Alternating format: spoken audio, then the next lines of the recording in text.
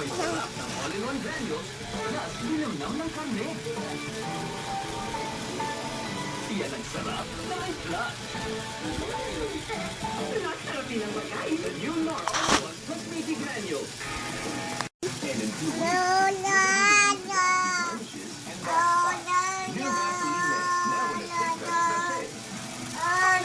mag-isang pain reliever na ang bilis. New Advil Liquid. Mom, are you the sick? Yes, dear. Oh. Really?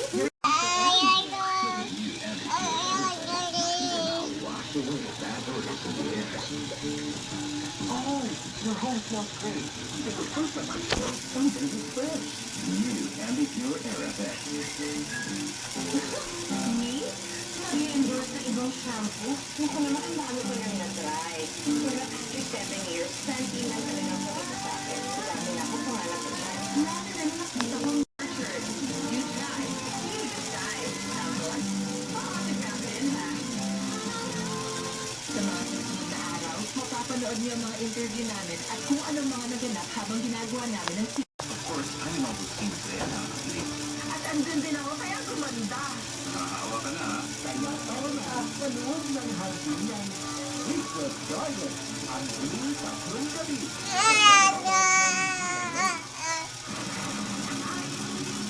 Bakit pinagkatiwala mo ang buhay ng iyong anak sa isang baguhang anak? May pinagalit sa'yo. Tapilin niyo si Amaya at lukutin ang kanyang puso.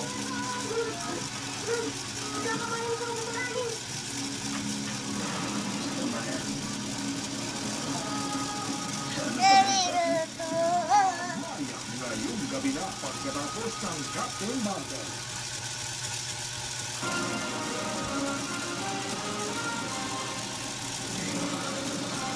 Alamin po naman natin ang sitwasyon ngayon sa lungsod ng Naga at bahagi po ng reyon ng Kalimulan. Nandun Mike, sa mga sandali ito ay manakanaka pero may kalakasan yung nararanasan ulan.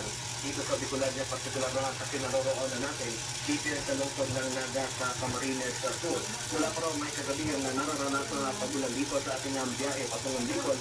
Makikinig na Mike yung sa halos na mag-surong si Dinti na. 1 year old na ang baby namin. 1 year old na ang baby namin. Sobrang ingat ng mga dumarang motorista. Bi! At wala tayong nadaan ng mga aksidente.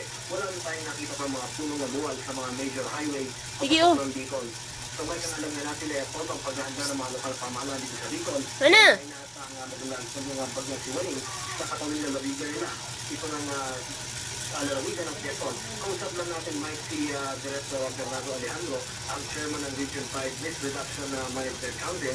At sinasabi na yung landline daw sa ibang area dito sa Bicol ay hindi matawagin sa ngayon. May areas pa rin daw, lalo sa Albay, na walang kuryente. Ay sa ay bahari na sa pinalalaman ng sitwasyon Mike ng pagbabangan ng volcanic activity sa nasabing lugar kaya hindi pa pag-video operation ang DPWS sa lugar. Mike, dito sa kong Bicol ay nasa sampunan ang mga namatay, pito yan sa Albay, dalawa sa Catanduanes, dito sa nalabigyan ng Caballeros. Ang nawawala sa patuloy na hinahanap ang mga operador niya. Mike, wala may hangin din ba dyan sa Naga? Iyan?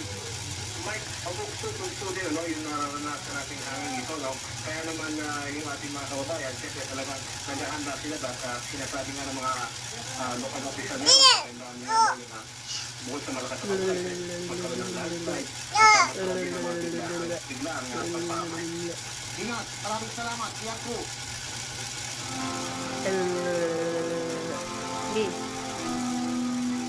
Habang tumatagal, iba't ibang sa ating mga kababayan dala ng ating pamumuhay at kapaligiran. Ngunit isang karamdaman ng tila posibleng na ang pagdadama at ang nakababalik nito, pagkata ng pagkata ang sinasamahan ng sakit na ito. Kaya ang buhay, kung tayo mayroong sakit na diabetes. So ngayon po natin ito, mga kapuso. Mas gusto ni Heidi sa bahay. Sa mga tao, o hindi niyang pilig ang paglabas. Pinabagal na kasi ng kanyang karamdaman ang kanyang buhay. 5 taon nang may diabetes ang dalaga. Ulo po unang sumasakay sa akin. Parang gusto ko po lagi tubig. Hindi lang ako. Namana niya ito sa kanya. 1 year old na baby namin. Stop.